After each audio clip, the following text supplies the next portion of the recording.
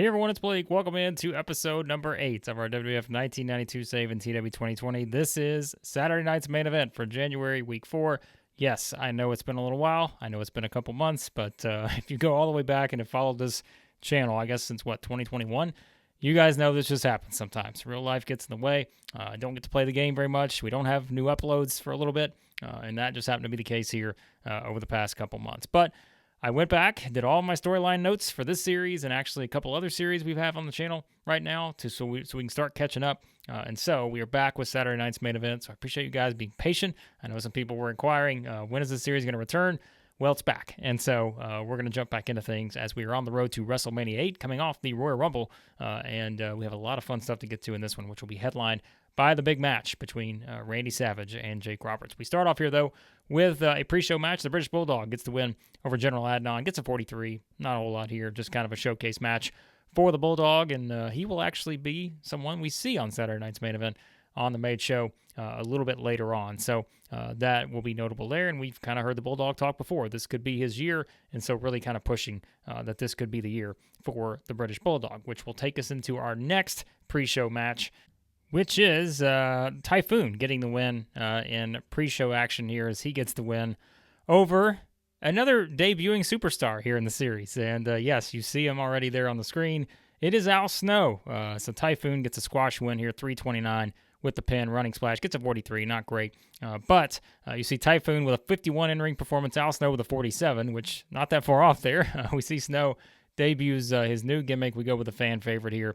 Very good. So good stuff there for Al Snow, and you kind of see, again, the gimmick change here going to that. But he is going to be one of, several newcomers we're going to see here, and we talked about that in previous episodes. Kind of a situation where we need some more jobbers, I guess you could say, but really need people that we can use for the future. And so that's kind of what we're doing with Al Snow here, bringing him in. He'll be one of several new faces you're going to see in this series. And if you remember, too, kind of the situation that we have going on right now with Typhoon, it's been, kind of a scenario where we've seen Typhoon kind of has some tension with the Earthquake, and that's because Typhoon eliminated him from the Royal Rumble, and we've been pushing kind of DiBiase, kind of poking them a little bit as we kind of have Money Inc. and the Natural Disasters as the clients of Jimmy Hart. So Jimmy Hart's tried to play, sort of peacemaker here, but it is kind of a situation where Typhoon has been going back and forth with the Earthquake, who still seems to be pretty pissed off at his tag partner for what happened there. But this is more just about Typhoon in a showcase match, and he gets the squash win over the debuting Al Snow. And next up, it is Sergeant Slaughter, who is going to be in pre-show action against Barry Horowitz. Slaughter gets the win here, 5:15 Cobra Clutch, the submission, 58. Barry Horowitz still doing his jobbing stuff, so there's a jobber regular you're going to continue to see probably in this series. Slaughter, kind of over from a main event standpoint. You see kind of doing a pretty good in-ring performance and such, but, still just don't have a lot for him at this very moment, but we'll see if that changes here in the future. Just a showcase win here for Sergeant Slaughter. And we jump into the main show, and we do start things off here with a promo. And just as a note, I want to say this up front. I know Saturday night's main event in reality, we always talked about kind of the limitations of TEW. Normally, we'd start with the biggest match here, right? So maybe we'd have Savage versus Jake here. I just can't do that from a rating standpoint and from a standpoint of kind of how you have to book in TEW. So that will still be kind of in the usual main event slot. But we are still going to start with a good match here with our Intercontinental Champion, Bret Hart, in action, as he is going to defend the Intercontinental title against the Repo Man. And believe it or not, the Repo Man has not stolen the title yet or possessed it in any way. But it is someone now, as we have Bret Hart backstage with Sean Mooney. And Mooney asks him first, before he talks about the Repo Man, asks him about what Ted DiBiase's been saying. Of course, DiBiase was eliminated by Bret Hart in the Rumble. DiBiase has kind of turned his attention to Bret now, saying, reminding Bret that everybody has a price, and he keeps repeating that. And Bret just says he doesn't care about DiBiase's money. He knows that DiBiase is going to keep trying to throw his money around to get what he wants, but it doesn't matter because Bret has proven he's the better wrestler. He's proven he's the Intercontinental Champion for a reason, and he's going to prove that to the Repo Man here tonight, who's just like DiBiase, goes around trying to take stuff from everyone by illegal means, but Bret says he's going to do it the way he's always done it, and that's by being the best there is. So Bret just kind of pushing that, and that will lead us into our Intercontinental Championship match here. Bret Hart defending against the Repo Man. And it is Bret getting the win over Repo Man. 76 match here. Really good stuff, actually, from these two. So we will take that. So, but Repo Man not successful in winning the title. So if you thought that was going to happen, didn't happen. Bret, 932 submission. The sharpshooter does it. So just a successful title defense for Bret Hart here. But as we said, he's kind of had some stuff going on with Ted DiBiase, and he has something to say because he comes down the aisle and has something to say to Bret. And what we can hear is DiBiase just sort of yelling from the aisle, telling Bret, reminding him, everybody has a price for the $1 Million Man. And you have IRS standing right there beside DiBiase, kind of giving an evil smirk here. So DiBiase, once again, telling Bret that everyone has a price. What does he mean by that? He keeps saying it. Maybe we'll find out soon enough. 74 here for the segment. And then it is the match you've been waiting for, Shawn Michaels versus Owen Hart. Remember, we kind of hyped this up on a recent episode. Michaels was bringing up the match, or kind of, hyping up this match that he was going to have with Owen, saying that Owen, was just a tag wrestler, Michaels was not, and that he was going to prove that at Saturday night's main event. So kind of a featured match here for Michaels. But remember, you could have kind of some shenanigans if you see how we have the finish here. Michaels gets the win at 9:36 after using a foreign object, so Sherry hands him something. So some shenanigans here from the new Shawn Michaels. And remember, it is kind of notable here as we look at this. Michaels is building up the momentum. But remember, Owen Hart and Jim Neidhart did get the win at Royal Rumble over the Orient Express. So we get a good match, as we said, out of them here. So both guys with some momentum moving forward. Good in-ring stuff. Just, again, kind of seeing what we could get this early from this match I thought would be interesting. So we have that kind of as your setup here, and Michaels getting the win and really kind of pushing that he's building more and more momentum in this new sort of personality that he has after the barbershop stuff with Jannetty and all of that.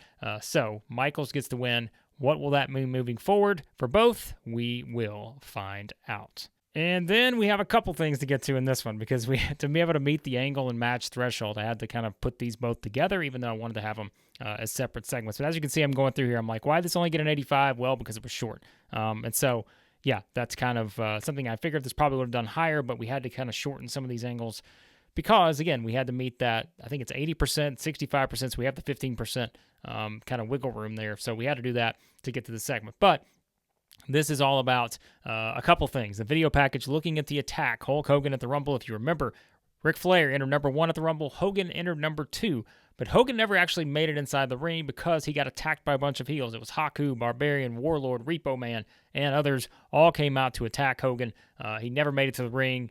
Hauled off on a stretcher. We had the baby faces coming out to make the save, which is actually going to lead us into our next match, which is going to be the Texas Tornado and Hacksaw Jim Duggan against Haku and Barbarian. That's kind of built off of everything that happened at the Rumble with Hogan, because they came out after to sort of make the save, although they didn't really make the save because Hogan was already destroyed.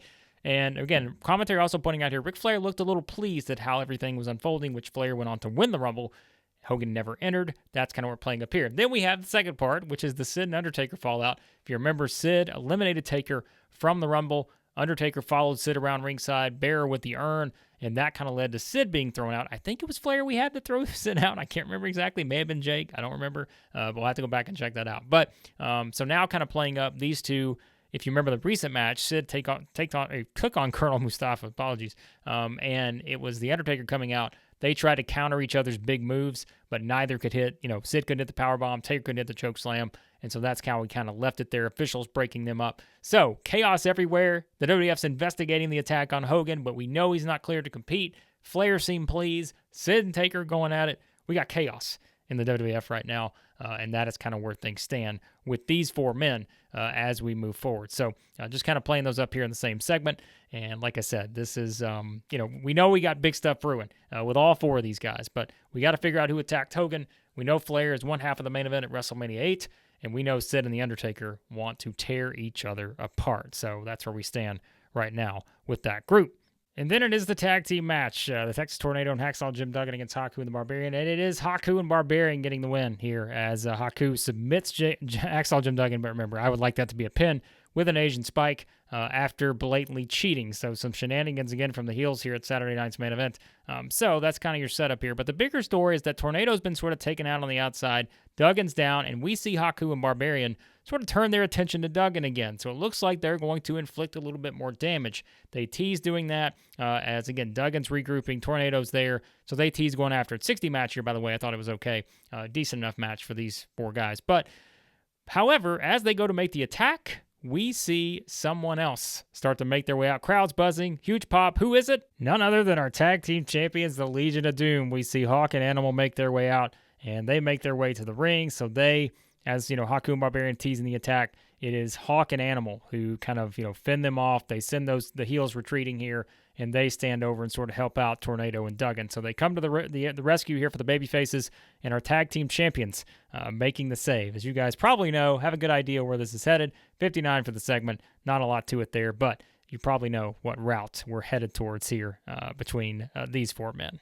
And then it's the Mountie, who we know always gets his man, well, except for the Royal Rumble. He didn't get Bret Hart there. He lost that match, the Intercontinental Championship match in that one, but he gets his man here against Coco Beware, 11:45. It is the Mountie in a 65 match here with a submission. The Quebec Crab does it. And again, pretty decent match between these two. And I had to make this a little bit longer because, surprisingly enough, they actually have pretty good stamina, these two. And so we made this a little bit longer, still turned out okay, again, to try to meet the match angle threshold we had to hit on the show. So we made this a little bit longer. But, again, I think it works out okay because these two could kind of pull it off. And so what happens going forward with the Mountie, we kind of are continuing to push that Mountie. He said he was going to try to restore order here on this show. So maybe this is one step towards doing that for the Mountie, coming off of that big loss to Bret Hart at the Rumble. But that's kind of where we stand right now with the Mountie. Coco's nice to have on the roster because he can have some good matches. Remember, Coco lost too as well to Shawn Michaels at the Rumble. That was, of course, the week before in January. So that's kind of where we stand right now. And also didn't want to add too much here angle-wise with the Mountie. We have some stuff going, but we still have a while till WrestleMania. It's not until April week 1. So we got a while, so we'll get to the Mountie's angle stuff here soon enough. But speaking of angles, we've got to get to this next one before our main event, which will take up the rest of the show. And that is the British Bulldog, who is with Sean Mooney. And this gets 53 here for the rating. But this is sort of just Bulldog pointing out the same message he's had since the start. If you remember back early on in the series, we had Bulldog kind of pointing out before the Rumble that this was going to be his year. 1992 was going to be the year of the British Bulldog. And so he then sort of refers to the recent match he had against Rick Martel. We showed that match. I think that was house show footage from the match they had on Superstars of Wrestling. And then it was Martel intentionally getting himself counted out. So that was kind of the story we were telling. And so Bulldog is kind of pushing here that Rick Martel can be a coward all he wants, and that everyone else can run all they want, but they're still going to get the bite from the British Bulldog. And he again says that this is his year. 1992 is the year of the British Bulldog, and he will see Rick Martel again. He'll see anyone else that wants to step into the ring again with him, and we will see the British Bulldog in action on our next edition of Superstars of Wrestling. So again, a 53 for the segment. Not a lot here, but as always, we're trying to build up some people here for the future. And that's going to lead us into our main event. But before we get there, we've got an angle that's part of the main event. You guys know I like to do those. Let's get into that. And it does feature Ric Flair, who has made his way out here as Ric Flair is in the aisle. So we have our match going on. Randy Savage, Jake the Snake, these two going at it. They hate each other, all that usual stuff. But it's Ric Flair making his way down the aisle. And he's just standing there. We see here we get a 75 for the segment here. But it is Flair standing there. And just as a note on commentary, this is still set to where Gorilla, Bobby, and Roddy Piper are your commentators here for the show. That's how it was set here in the mod going into it. So that's where we stand with Ric Flair coming out. And Bobby Heenan is on commentary. And they're asking him, Heenan, what in the world is Ric Flair doing out here for this match? And Heenan says, don't you guys worry about it. He has his reasons. He's the real world's champ. He can do whatever he wants. So Heenan's kind of pushing that Flair can do anything he wants here. And that's kind of the story that we're telling as, again, we continue to see Randy Savage and Jake fighting on the inside. Of course, Elizabeth outside, Savage trying to protect her. All of this stuff we've been telling in the story, right? So we have Flair standing out there as this match is going on. And the story of the match is this.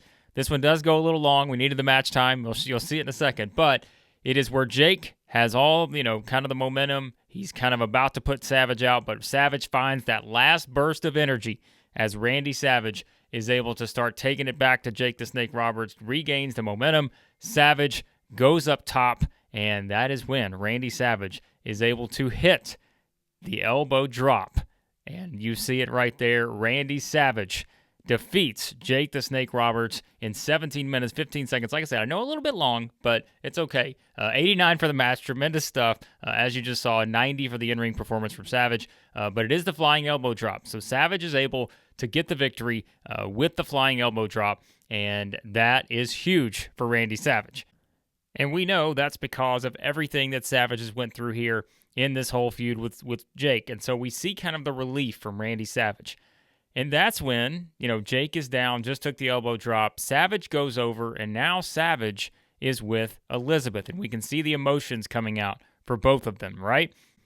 And so Savage is embracing with Elizabeth here. And we see these two kind of, again, letting all the emotions out. We know what they've been through over the past several months with Jake the Snake. And Jake is still down, but we can start to see Jake regrouping a little bit as Savage is starting to hug Elizabeth. And so they, again, are just sort of everything else. Savage has kind of let his guard down a little bit here, which is very rare for Randy Savage. But it is, again, kind of they've overcome the beast here, right? They've slayed the beast in Jake the Snake Roberts. And so we have them sort of embracing here in the corner. But then that's when we see Jake start to slowly make his way up. And Jake then finds his own little burst of energy. And that is when Jake goes over and takes a cheap shot at Randy Savage. And so he's taking a cheap shot at Randy Savage. And then what does Jake do? He doesn't hit the DDT. He doesn't go after anything else. He takes Savage and ties Randy Savage arms in the ropes. So Savage is sort of set up in the same way he was set up for the infamous snake bite, right? And then everyone thinks that's what we're about to see again. Jake goes over, gets the snake. Elizabeth is sort of stuck in the corner. She's sort of, kind of just tripped backwards, everything going on. So she's kind of tripped backwards into the corner here. Jake takes the snake towards Savage, and he looks directly in Randy Savage's eyes, and he just laughs at him. Because then Jake does the most dastardly thing he could do. He then turns the snake towards Elizabeth, who again has sort of tripped and fallen into the corner. So Elizabeth is helpless. Ric Flair is still ringside watching this. But then we hear a big boom. And we don't know exactly what it is, but then we start to put it together. Because Gorilla says, wait a minute, what are you doing? Heenan's saying the same thing. You get back here. Who are they talking to? Well, it turns out the big boom was Roddy Piper throwing his headset down, and now we have Piper leaving the commentary position to go towards the ring. And Piper slides into the ring, and now it is Roddy Piper who goes over and prevents Jake the Snake Roberts from going after Elizabeth.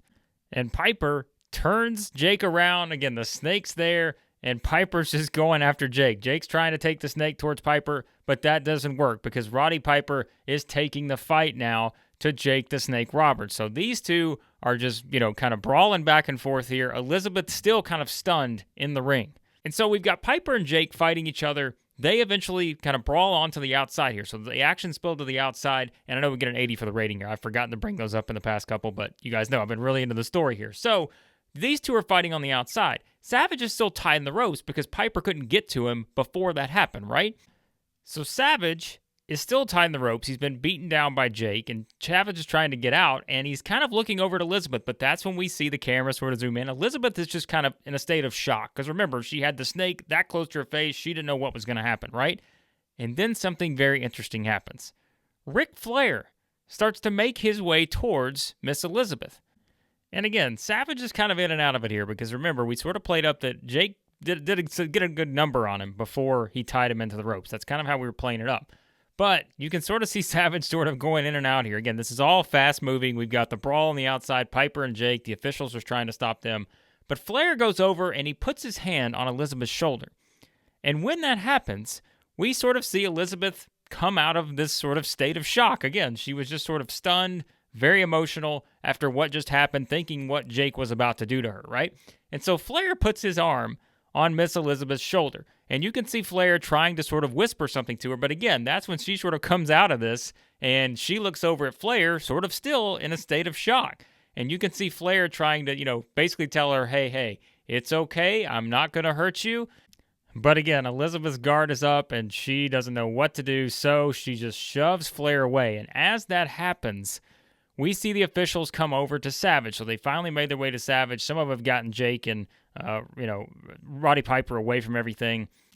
And as they release Savage from the ropes, that's when we see Savage finally sort of, come to a little bit here. And again, he's kind of been in and out in this whole thing.